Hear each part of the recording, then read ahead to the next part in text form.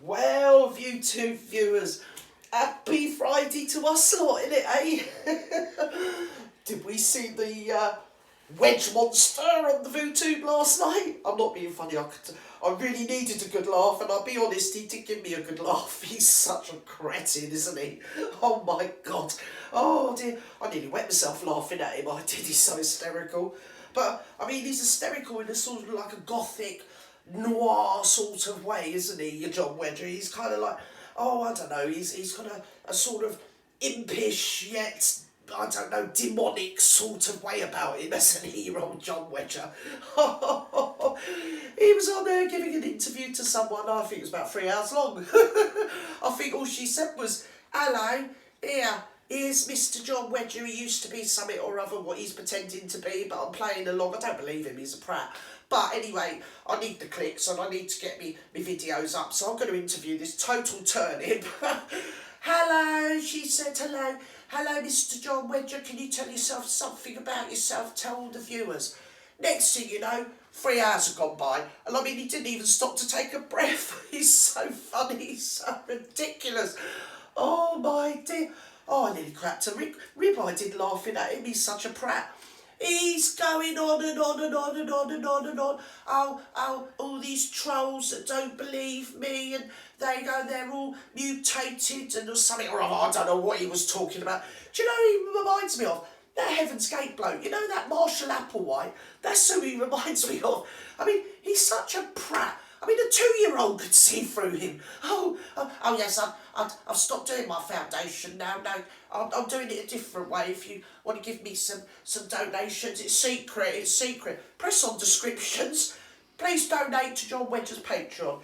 Please donate to the johnwedgerfoundation.org. Right, I'm going to walk you through this a bit here, VooTube viewers, because I'm sure if you're on here watching this silly old bag, right, you're probably like me and you know enough about life to know that he's nothing but a blimmin' fraudster and a fiddler and a twiddler. That's what he is. He sits there and he comes out with some of the most disgusting stuff I've ever heard in my life. I mean, I'm not being funny, I just want to get my iPad and throw it in the bin. I need a shower after listening to him. That's how bad he is. He was going on and on and on. And there's a particular P word that rhymes with, let me think, institution. So it's P, sounds like institution, denotes a lady that might get herself about the streets at night, right? And he uses that word in the same sentence as children. I mean, just unbelievable. Obviously, I don't laugh at that bit. He just makes me feel quite ill and sick. But I mean, if you didn't laugh at him, you really would go crazy, wouldn't you? I mean, not only that, if you look at it, he's such a turnip. He really is a turnip, right? Supposing all that stuff he says is going on was really going on, like something about demonic people and Satanists running the country and running around the woods or something or other. Supposing that was really happening. I mean, let's just enter his little crazy world for a minute. Just imagine that was really happening. I mean, what would you do? Would you really think, there's all demonic people running around the woods? I know what I'll do. I'll ring up that old fart. I mean, it's just too ridiculous. I can't even believe that people actually believe in him and give him money, and they do. And I mean, it's just, he's too ridiculous for words. I mean, the stuff he comes out with, unbelievable. I don't know if any of you heard all that disgusting stuff he was talking about. I mean, I'll paraphrase it, I won't use his disgusting words, but he says things like, I mean, basically, metaphorically, what he says is, a triangle has got 3 sides. I once discovered a square, and a square is something what has 4 sides. I once looked out the window and I noticed that there was a sky, and in the sky there was some stars, and the stars were in the sky because there are other planets. I mean, he's such a turd. He really is a bloody turd.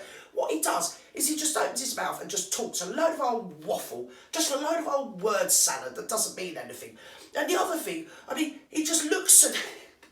He just looks so crazy. He looks like he's blimmin' possessed himself. I mean, doesn't he realise that if you don't blink, there's a very good chance that you're bloody well lying? I mean, he just looks at camera like that with his mad staring eyes, like. I mean, doesn't he realise?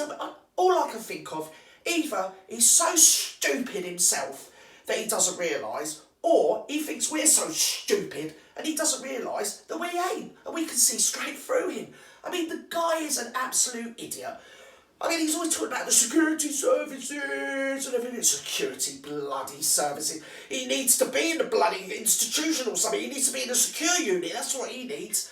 I mean, it's obvious what he's up to. Him and people like him, they're getting themselves planted and seeded on the internet because they want to just murky up the narrative. Because a lot of the time on the internet, you just get old bags like me say, I mean, you know, just talking nonsense, and I'm not harming anybody, I'm not doing anything wrong. You might get somebody, they might like putting pictures of their cats up there. You might get some people, they want to do a bit of knitting.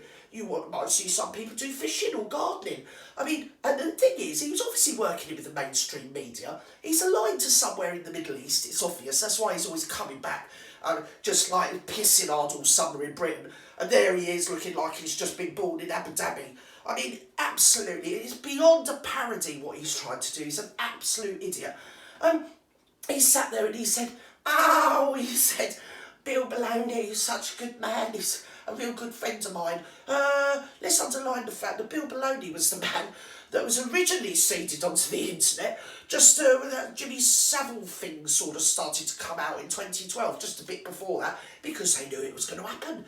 Yes, now, let me just elucidate this area of your Bill Baloney. Bill Baloney was the man that was going around hunting all the paedophiles and all the Satanists and all the demonists or whatever, right? And then he came across a really good idea because he called for an amnesty for paedophiles. He did. That's how activist he was. Oh, I'm an activist, I am. Oh, let's legalise it. Let's just legalise paedophilia. Let's be an all-out Marxist and just go minor attracted people. Yes, that's your Bill Baloney. So he got mumbled up and everybody knew what he was up to.